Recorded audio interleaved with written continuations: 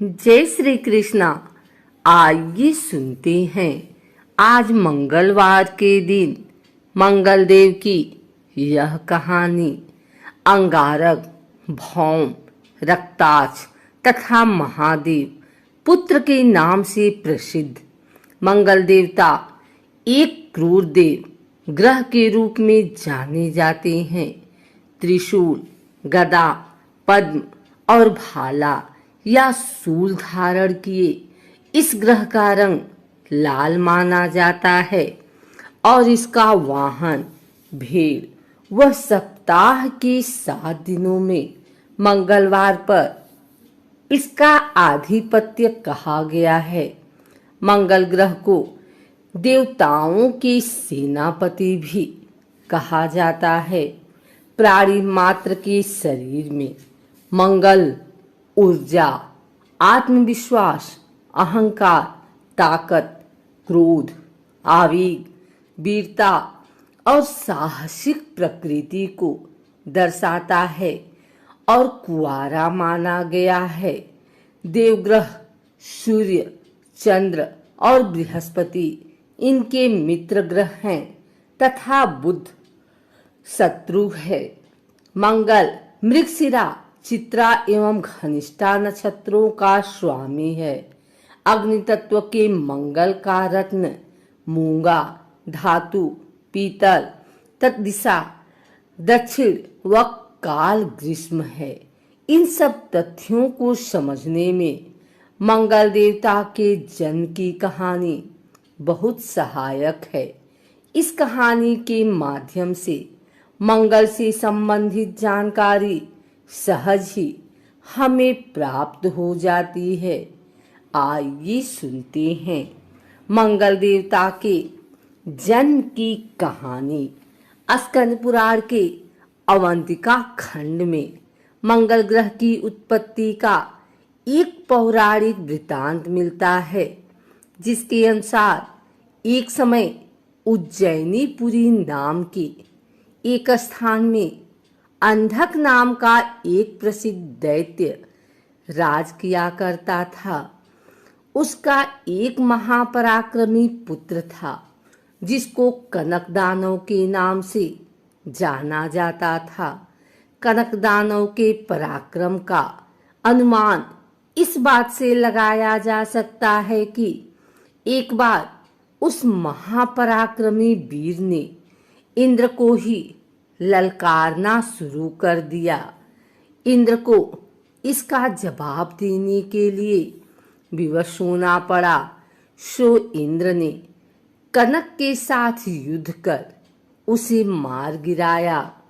इंद्र उस दानव के पिता अंधक को भली प्रकार जानते थे। ये भी जानते थे कि अंधकासुर अपने पुत्र की मृत्यु का बदला अवश्य लेगा। अतः इंद्रदेव अंधकासुर से बचने के लिए भगवान शंकर को ढूंढते हुए कैलाश पर्वत पर चले गए और भोलेनाथ की शरण ली। इंद्र ने भगवान शिव को सारी बात विस्तार पूर्वक सुनाई और अंधक से अपने प्राणों की रक्षा की प्रार्थना की कि हे भगवान, मुझे अंधकासुर से अभय दीजिए। इस पर शिव ने इंद्र को अभय प्रदान किया और अंधकासुर को युद्ध के लिए ललकारा। कथानुसार दोनों के बीच भयंकर युद्ध हुआ और उस समय लड़ते लड़ते भगवान शिव के मस्तक से पसीने की एक बूंद पृथ्वी पर गिर पड़ी, जिससे अंगार के जैसे लाल अंग वाले भूमि पुत्र का जन्म हुआ। शिव के इस ही पुत्र को मंगल, अंगारक, रक्ताक्ष, महादेव पुत्र या हनुमान आदि नामों से पुकारा जाने लगा। फिर ब्राह्मणों द्वारा इन्हीं नामों से स्तुति कर शिवपुत्र को ही ग्रहों के मध्य प्रतिष्ठित किया गया। उसी स्थान पर ब्रह्मा जी द्वारा मंगलेश्वर नामक एक उत्तम शिवलिंग की स्थापना की गई। वर्तमान में यह स्थान उज्जैन में है तथा मंगलनाथ मंदिर के नाम से प्रसिद्ध है।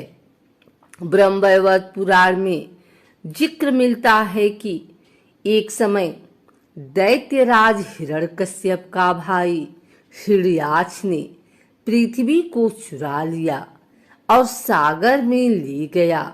तत्पश्चात भगवान विष्णु ने वाराह अवतार लिया और हिरण्याक्ष को खोजकर उसके साथ युद्ध किया, जिसमें हिरण्याक्ष मृत्यु को प्राप्त हुआ तथा पृथ्वी को रसातल से निकालकर सागर पर स्थापित कर दिया गया तथा इस पृथ्वी पर ही परमपिता ब्रह्मा ने विश्व की रचना की। पृथ्वी सकाम रूप में आई और श्री हरि की वंदना करने लगी। पृथ्वी के मनोहर आकर्षक रूप को देखकर श्री हरि काम के वशीभूत हुए और इन्होंने दिव्य वर्ष पर्यंत पृथ्वी के संग रति क्रीड़ा की। इस प्रकार विष्णु भगवान और पृथ्वी के संयोग से एक महातेजस्वी बालक का जन्म हुआ, जिसे मंगल ग्रह के नाम से जाना जाता है। इसी कथा का वर्णन देवी भागवत में भी मौजूद है। मंगलवार का दिन हनुमान जी और मंगल देव को समर्पित है। इस दिन व्रत रखने और हनुमान जी की पूजा करने से सभी मनोकामनाएं पूरी होती हैं। साथ ही इस दिन व्रत रखने से कुंडली में मंगल ग्रह भी मजबूत होता है। मंगलवार का व्रत रखते समय कुछ बातों का खास ख्याल रखने की जरूरत होती है। इस दिन जाने अनजाने में की गई गलती के कारण बजरंगबली आपसे नाराज हो सकते हैं। आइए जानते हैं इस दिन क्या नहीं करना चाहिए और किस तरह करनी चाहिए। अगर आप मंगलवार का व्रत रख रहे हैं तो कम से कम 21 मंगलवार के व्रत जरूर रखें। व्रत वाले दिन सुबह जल्दी उठें और स्नान के बाद साफ कपड़े पहन लें। इसके बाद पूजा स्थल की सफाई करें और एक चौकी में हनुमान जी की मूर्ति या प्रतिमा रख लें। हनुमान जी के सामने घी के या तेल का दीपक जलाएं।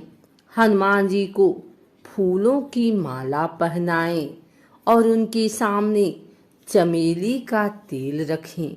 फिर पूजा करने के बाद हनुमान चालीसा का पाठ करें। हनुमान जी को प्रसाद अर्पित करें।